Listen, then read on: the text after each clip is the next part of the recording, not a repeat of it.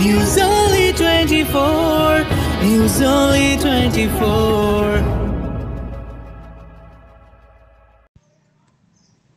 ছাদনাতলায় খরাজ মুখোপাধ্যায়ের একমাত্র পুত্র বিহু ওরফে তমগ্ন মুখোপাধ্যায়। বছর তিনেক আগে বান্ধবী রোজার সঙ্গে আইনি বিয়ে সেরে ফেলেছিলেন বিহু। এবার সকলকে সাক্ষী রেখে ছাদনাতলায় 4 হাত এক হলো। গত 28শে নভেম্বর ধনধান্য অডিটোরিয়ামে হয়ে গেল বিহুর রিসেপশন পার্টি।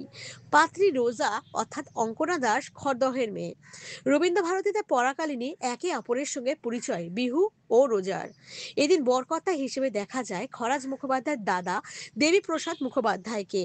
টলিপাড়ার তারকাদের উপস্থিতিতে এদিন দেশের বাড়ি থেকেও এসেছিলেন বহু আত্মীয় স্বজন। অভিষেক রায়ের বুটিক থেকেই খরাজের স্ত্রী প্রতিভা মুখোপাধ্যায় খরাজ এবং বিহুর জন্য ধুতি পাঞ্জাবি নিয়ে এসেছিলেন। বিহু নিজের কাজ নিয়ে বেজায় ব্যস্ত। 29শে নভেম্বর মুম্বাইতে ফিরে যাচ্ছেন বিহু।